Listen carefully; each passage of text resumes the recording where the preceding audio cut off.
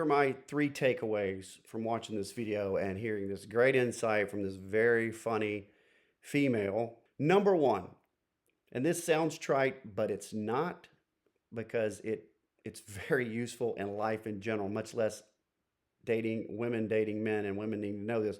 Put yourself in the other person's shoes. About the money and who pays. Realize that this man works for his money. He could be spending it on other things. He is, in a real sense, taking a chance on you, a total stranger. So if he says, let's go Dutch because I don't know you, and I know if this works out, I will be paying, and that's fine. Money is a finite resource for men, for everyone. So let's put yourself in his shoes and be like, maybe he isn't crushing it at work.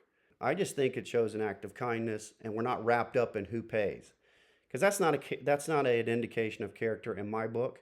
There's things way more weighty than that. Now, if second date he doesn't pay, third date, I mean, obviously that's what I'm saying. I'm talking about the very first date primarily, just like this girl we listened to. And let me throw this out as a suggestion. What's wrong with coffee? Nothing. Nothing is wrong with a coffee date. That's my first go-to. I'll pay for that. I don't know you. We're getting to know each other. Not many people hate coffee. The women who give pushback on that and say, "How dare you? I'm worth more than a coffee date. You're too good for coffee."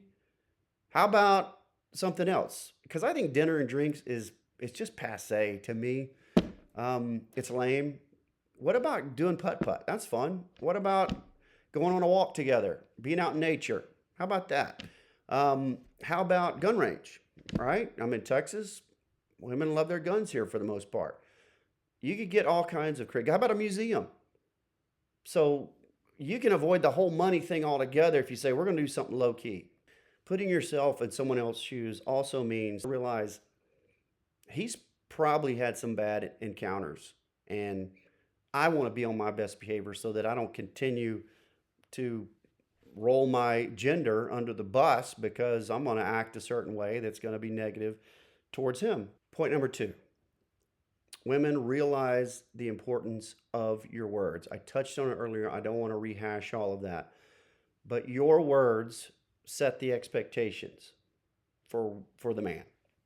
He has his own expectations. I get that, for himself and for you. He should anyway.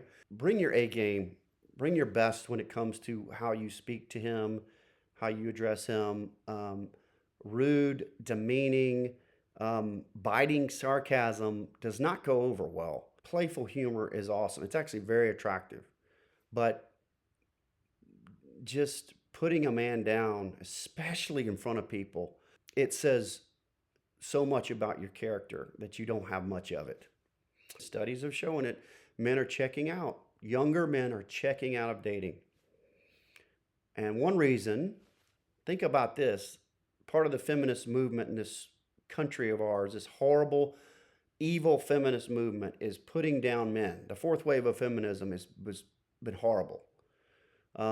Third and fourth waves, but really the fourth one. The Me Too kicked it off, in my opinion.